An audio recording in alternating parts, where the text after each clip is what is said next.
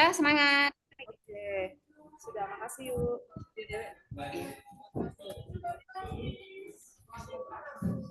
Oke, Ibu Rahmawati bisa keluar dulu. Iya, Pak. Oke, Pak. Sebentar Pak ya, saya ambil spidol sama itu Pak, kertas. Spidol, Ya, mantap kali Ibu ngambil spidol. belum. Siapa tahu nanti. Oh, nanti aja ya Pak, nggak apa-apa. Gimana ngajar, Bu?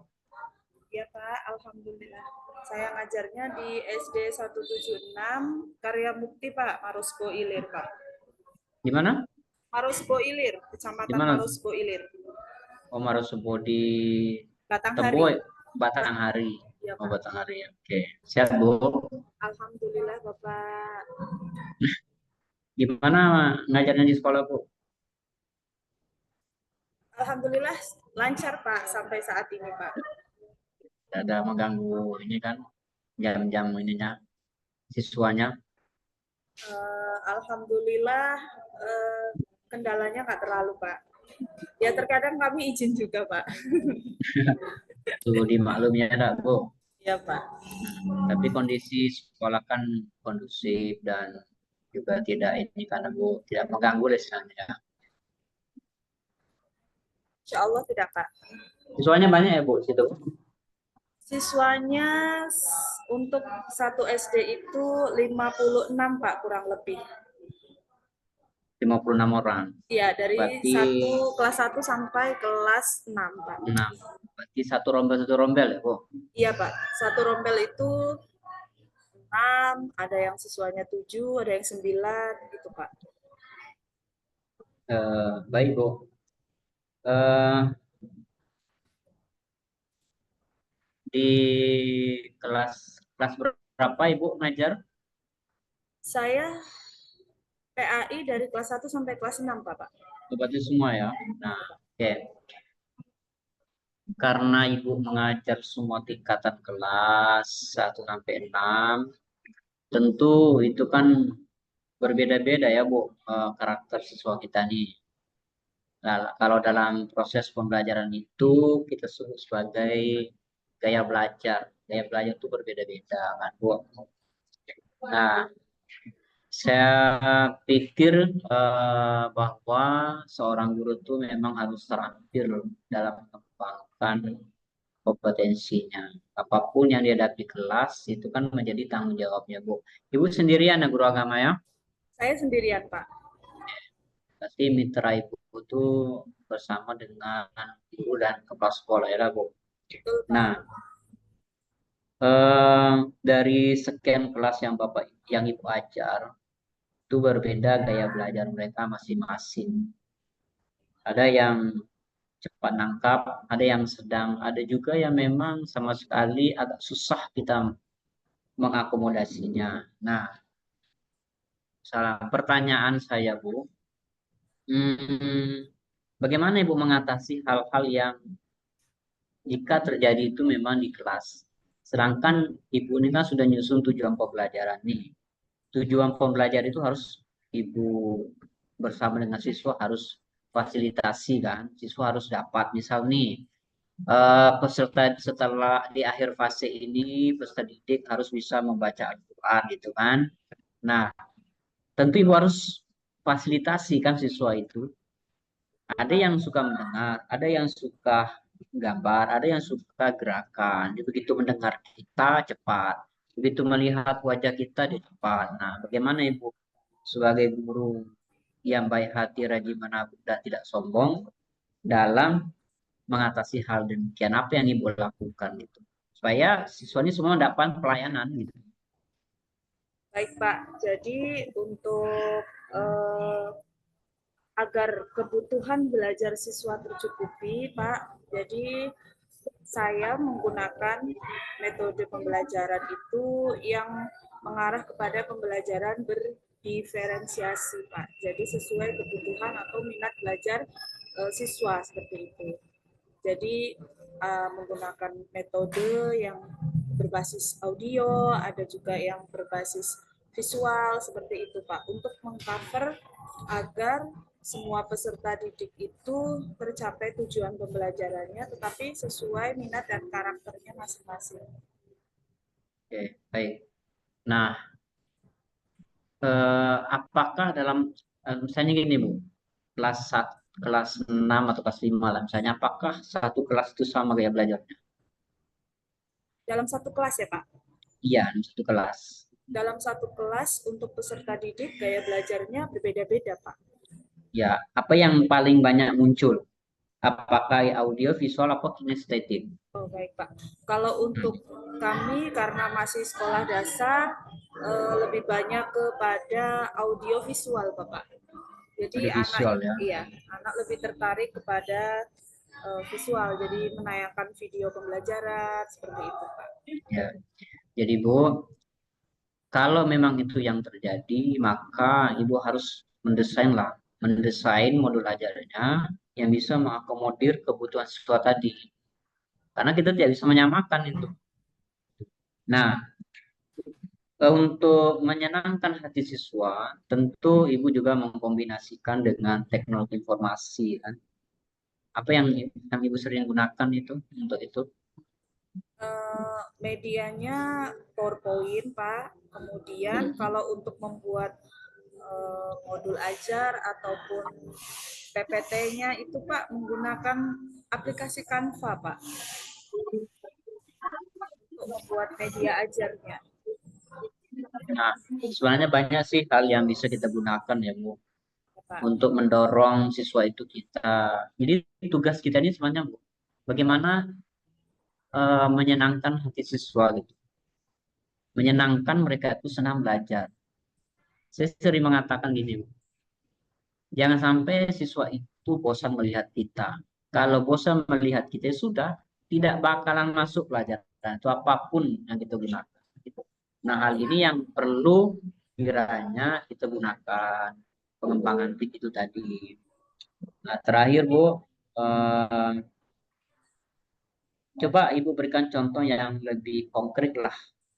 Bagaimana Ibu mengembangkan materi pembelajaran yang berpusat pada peserta didik yang kontekstual dan relevan sesuai dengan kebutuhan siswa. Oh, baik Pak.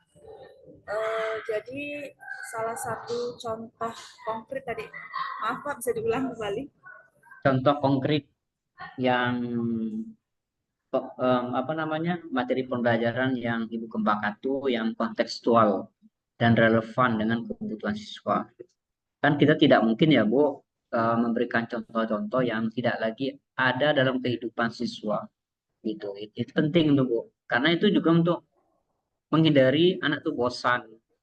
Misalnya belajar ini tapi kita menampilkan gambar-gambar yang tidak lagi sesuai dengan kebutuhan siswa gitu. Nah, itu nah. Contoh misalnya gini, kalau dulu orang pakai telepon apa tuh Bu yang di apa namanya telepon yang pakai koin kan? Iya betul. Nah, mungkin Wartel Pak. nah wartel lah. Nah, sekarang kan mereka sudah punya handphone. Kan tidak sesuai kan kalau kita menampilkan itu, mereka tidak hidup di zaman itu dan mereka pasti tidak tahu juga gitu. Gimana Bu? Ya, jadi salah satu contoh konkret dari menerapkan materi eh, konstektualnya yaitu contohnya Pak, misalnya materi ini Pak berwudu. Nah, itu berarti langsung diterapkan pada saat kami ada sholat duha seperti itu.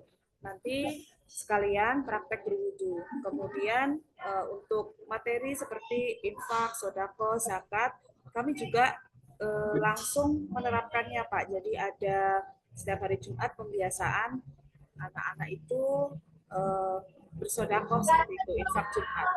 Itu yang materi yang relevan dengan kehidupan sehari-hari seperti itu, Pak.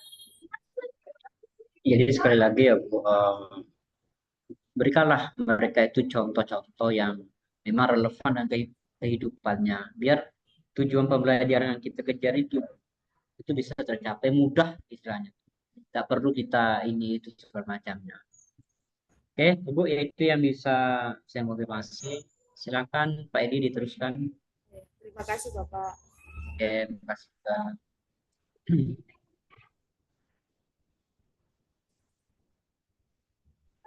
Oke, baik.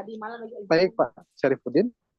Mohon maaf nih Pak, saya off cam Pak, karena sambil jalan. Ini hujan, lagi sedang hujan di luar. Halo, Pak? Iya Pak, Baik dengar Pak Kedengaran, Pak, jelas ya? jelas. Iya. Mohon maaf ini Pak, saya tidak bisa ini on kameranya karena sedang hujan. Oke, lanjut. Oke, baik, saya lanjutkan. Ibu siapa tadi, Bu? Ibu Nur Afifah Pak. Ya, Ibu Nur Afifah ya. Ya, sama Ibu Nur Afifah dengan yang lain juga kemarin satu kelas, Bu ya. Betul Pak, saya PAI 4A dengan Bapak Edi Rozal juga kemarin Ya, waktu betul. peer teaching. Nah, eh, baik, yang pertama yang mau saya konfirmasi terkait perumusan tujuan pembelajaran dan ATP, Bu ya.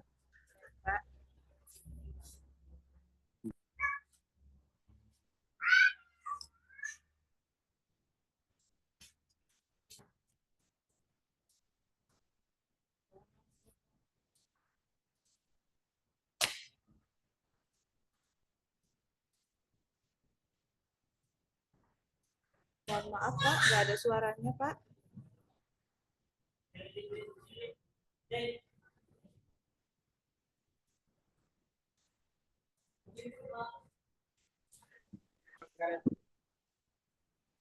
Halo? Halo Pak.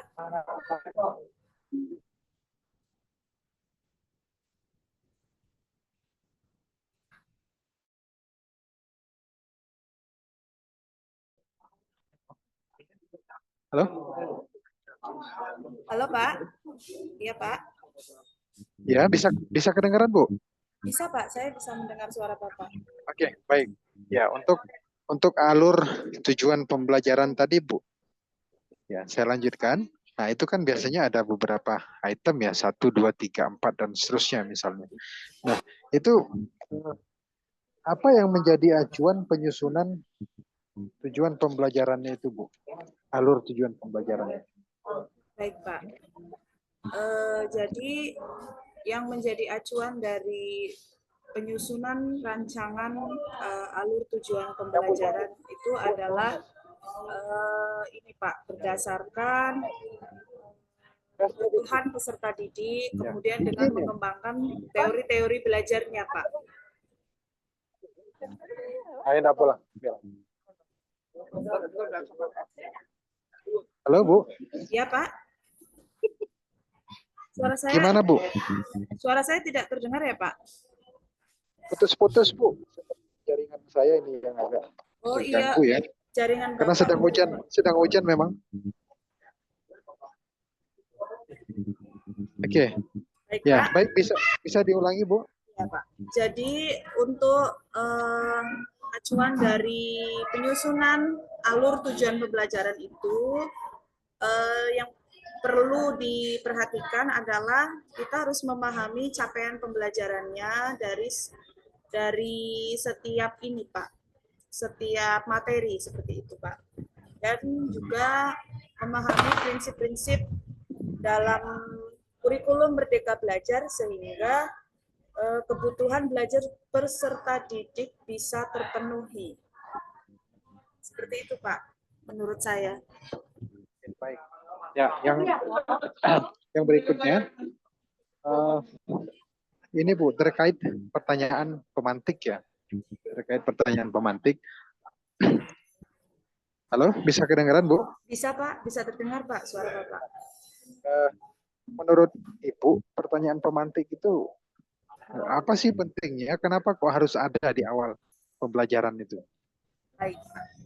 Jadi menurut saya sangat penting pertanyaan pemantik itu diajukan kepada siswa agar kita itu bisa mengetahui sebatas mana kemampuan awal atau ini yang disebut dengan asesmen awal siswa gitu Pak. Jadi kita tahu kemampuan rata-rata peserta didik dalam materi seperti itu Pak. Dan termasuk asesmen awal, begitu Pak. Kira-kira pertanyaan pemantik itu akan membantu enggak siswa nanti dalam proses mengikuti materi yang disampaikan oleh guru di proses pembelajaran? Sangat membantu Pak, sangat membantu kalau menurut saya. Karena pertanyaan pemantik itu kan itu tadi Pak, untuk sebagai asesmen awal tadi untuk memahami sebatas mana kemampuan peserta didik dan ininya apa nanti akan mengarah kepada materi seperti itu Pak. Oke, baik. Nah, yang berikutnya Bu, dalam pemilihan apa namanya strategi atau metode pembelajaran ya, kira-kira pertimbangan paling mendasar ya ketika kita memilih metode pembelajaran atau strategi pembelajaran. Gimana Pak? Mohon diulang Pak.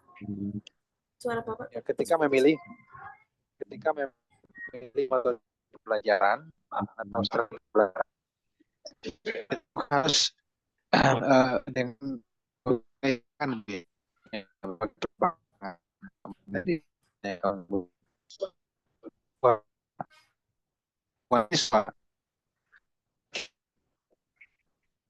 timbangan paling mendasar ya ketika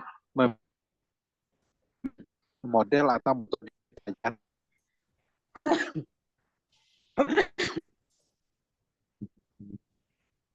Maaf Bapak, suaranya terputus-putus Pak. Halo. Iya Pak. Bu, bisa Iya, Pak. kedengaran? Sudah Pak, ini sudah Pak. Ya. Saya ulangi Bu, ya untuk memilih metode pembelajaran atau model pembelajaran, ya apa hal yang paling mendasar yang harus diperhatikan oleh guru? Baik Pak.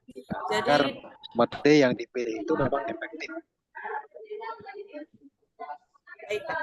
Jadi metode atau media pembelajaran yang dipilih guru itu satu harus menyesuaikan dengan kebutuhan peserta didik tadi Pak, supaya tercapai tujuan pembelajaran dan juga capaian pembelajarannya Pak.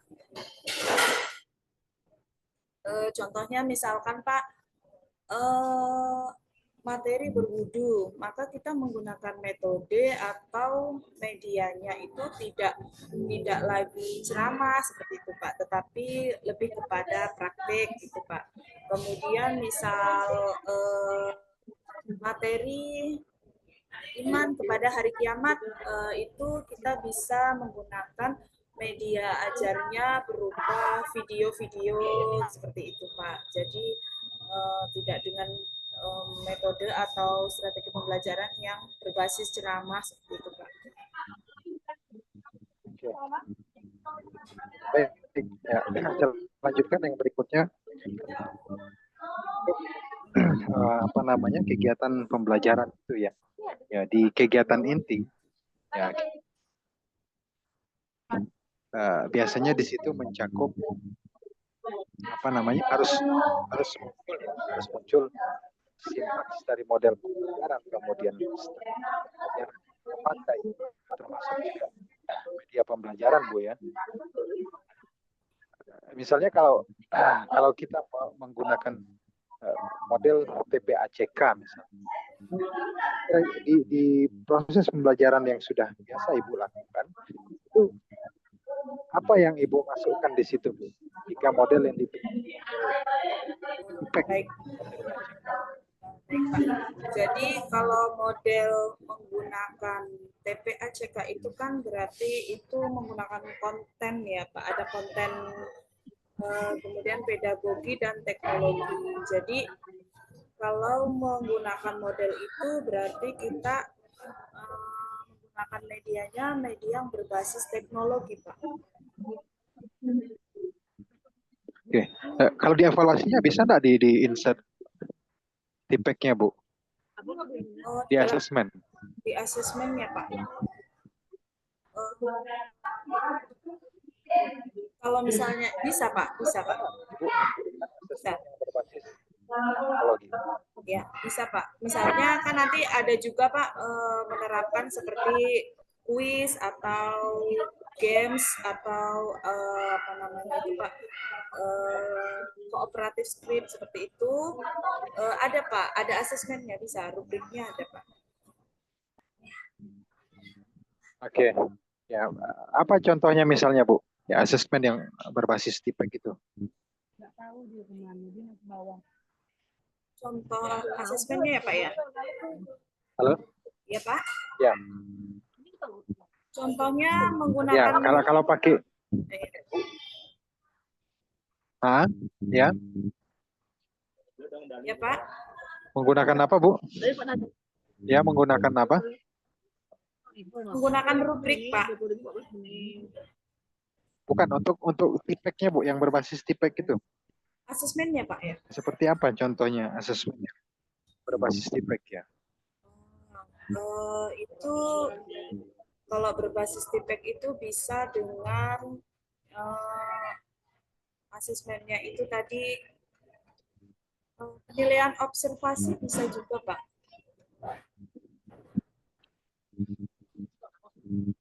Ya, mungkin saat ini itu variasinya sangat banyak Bu ya. Misalnya ada Google Form, kita bisa menggunakan quiz. Iya Pak, betul Pak. Tadi menggunakan kuis.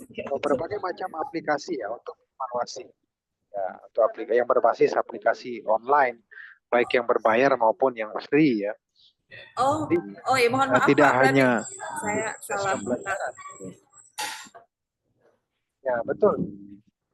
Ya Pak. Tidak hanya di proses pembelajaran bisa baiknya, tapi juga di asesmennya bisa kita gunakan berbasis tipek.